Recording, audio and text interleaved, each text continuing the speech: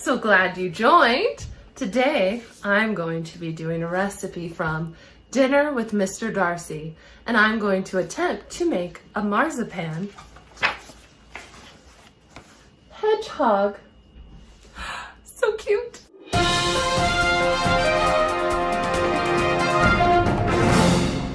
In order to make our hedgehog, we need some juice. Technically, the recipe recommends rose water, or orange blossom water, or orange juice, which I could not find rose water, and I cannot have orange juice, so I have opted to try a passion fruit hedgehog. Then, you're supposed to ground some almonds up, so I just decided to use almond flour instead. Take some of the work out for me because, as I've said before, I'm a little lazy. Some slivered almonds to make his little spikes, some powdered sugar to sweeten it up, and some dried cranberries for the eyes. Technically I asked for raisins, but you know, I have been reading Pride, Prejudice, and Zombies, so red eyes seem appropriate.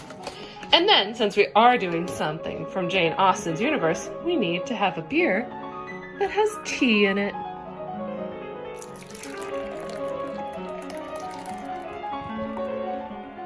The first thing you need to do is mix your almonds and your powdered sugar. And of course, have a sip of your tea. Which, if anyone was wondering, this is a Pilsner with jasmine in it. One of my favorite teas.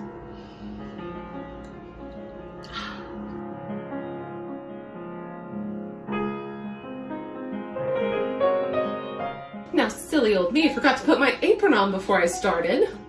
Heavens to Betsy. Ah! My dress will get all dodgy if I don't. Now, the next step in making your marzipan hedgehog is to add 1 teaspoon of juice at a time.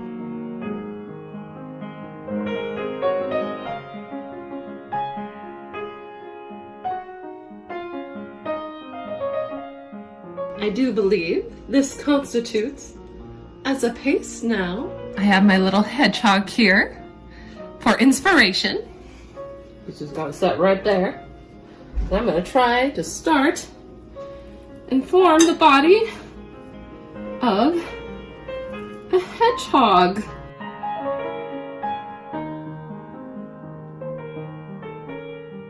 I do believe this is now a solid body of a hedgehog. Now I'm going to add my little eyes, and I think I'm going to add a nose. Even though the picture doesn't have a nose, my little inspirational hedgehog, he has a nose. I wish I had something to make whiskers out of. I may have to search my cupboards to find some. Cheers!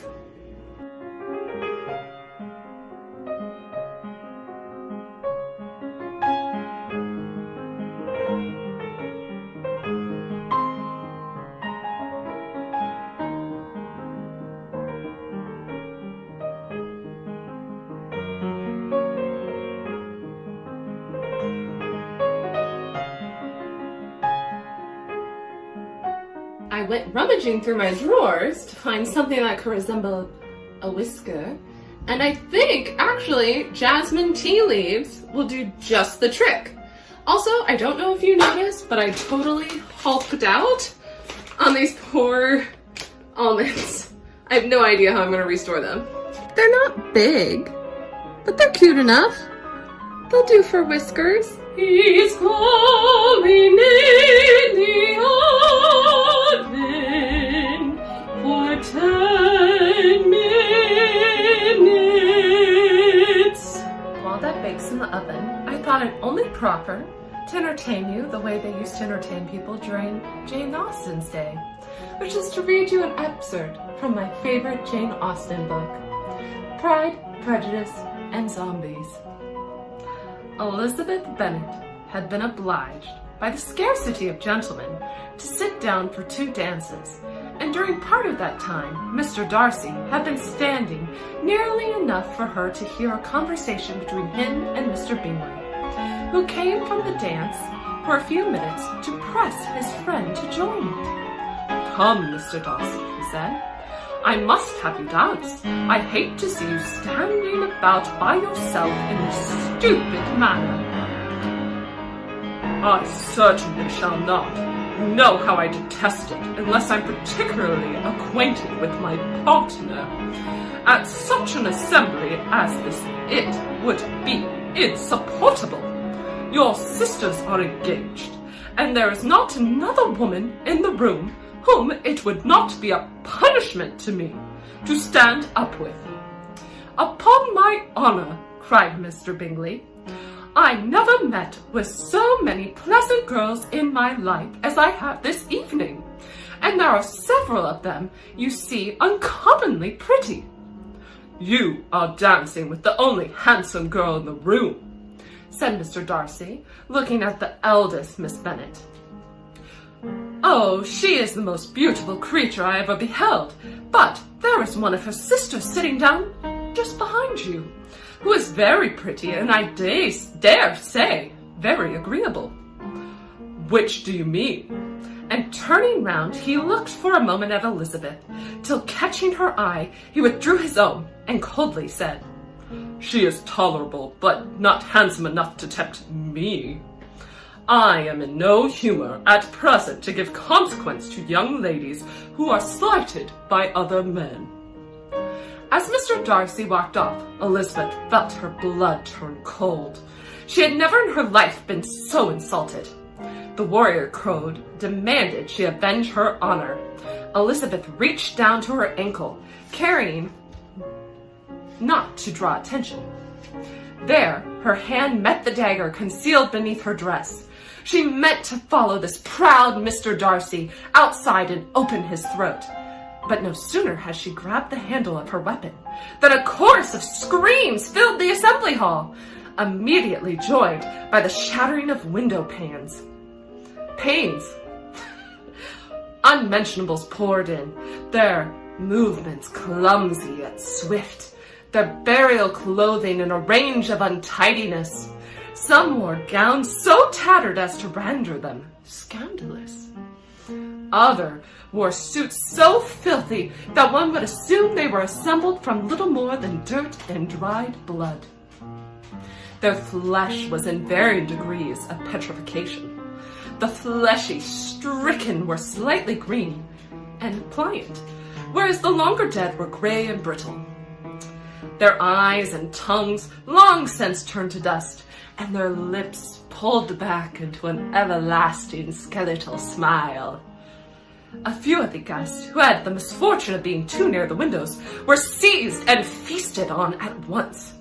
When Elizabeth stood, she saw Mrs. Long struggle to free herself as two female dreadfuls bit into her head, cracking her skull like a walnut and sending a shower of dark blood spurting as high as the chandeliers. As guests fled in every direction, Mr. Bennet's voice cut through the commotion. Girls, pentagram of death! Elizabeth immediately joined her four sisters, Jane, Mary, Catherine, and Lydia, in the center of the dance floor. Each girl produced a dagger from her ankle and stood at the tip of an imaginary five-pointed star. From the center of the room, they began stepping outward in unison, each thrusting a razor-sharp dagger with one hand, the other hand modestly tucked in the small of their backs. And here is a lovely picture of the event. The little hedgehog is out of the oven. He's so cute. Now it's time to make some whipped cream to go with him. This recipe apparently is based off of Hannah Glass's The Art of Cookery Made Plain and Easy from 1747. Now she suggests that you serve this little hedgehog with hartshorn jelly. I apologize if I'm saying that wrong. I know I have friends from England. Please correct me. Or a mixture of cream, wine, and orange juice. Or make green jelly in the traditional way. Color the jelly recipe given on another page. I couldn't find gelatin leaves, so we're not going to do that. As I showed previously, we're going to make whipped cream. And since I don't have wine, we are going to use some whiskey with a little bit of the passion fruit and just give it a whirl and see what happens. One must never waste good whiskey, in my opinion. So I'm gonna just put a shot of it in the whipped cream and see how it goes. This whiskey is Catscale Straight Rye Whiskey, and I totally recommend it. It is super yummy.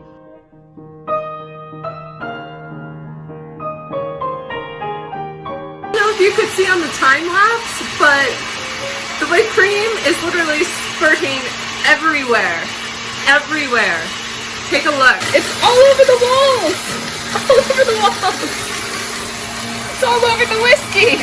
It even got into my beer. Did a little test taste of the whipped cream. It needs to be sweetened up a little, so I'm gonna put a little vanilla in. Much better. Maybe it's still, I might add a little sugar though. I don't know. I like it sweet. Definitely messed up the whipped cream. It's not very whippy. I think I curdled it, I realized, by putting in the whiskey. I wasted good whiskey. Oh no! This is not savable. Like, look at that. I may have some extra heavy whipping cream in the fridge. I do not have any whipping cream left. I'm gonna try and serve it with jam. That's a little bit like jelly, right?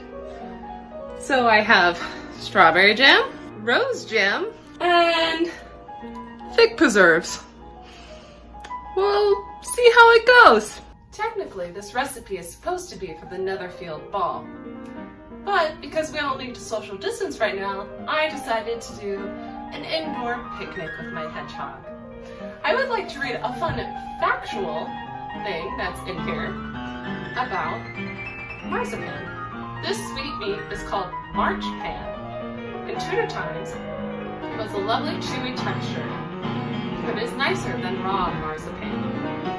So it's actually not marzipan, it's marzipan. And I would like to thank Kirsten Bunderly for giving me the suggestion to do a book from this recipe. Next week, I will be doing my mom's suggestion from my unofficial Harry Potter cookbook.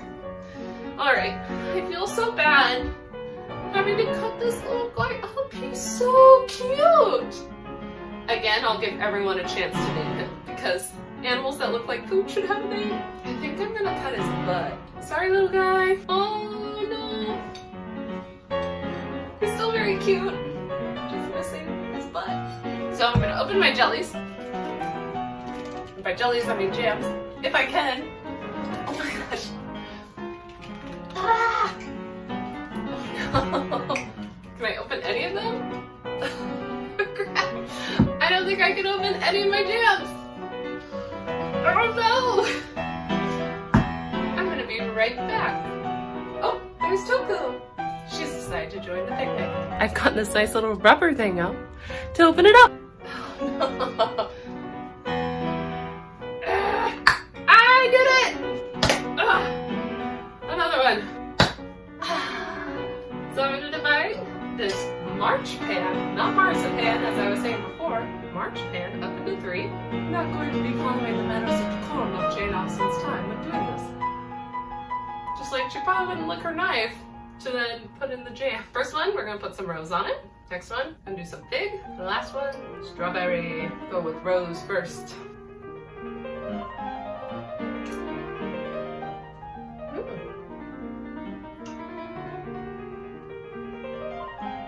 That's pretty good. Now some fig. Definitely put too much fig jam on there.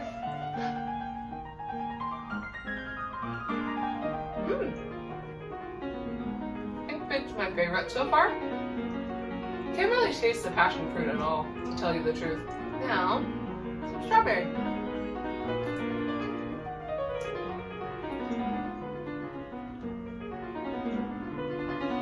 Strawberry is my least favorite. Fig definitely wins. Thanks for tuning in. Please like and subscribe this video and feel free to check out some other ones. And tune in next time to see me do a recipe from the unofficial Harry Potter book, recommendation of my mother, Linda Nera. Cheers!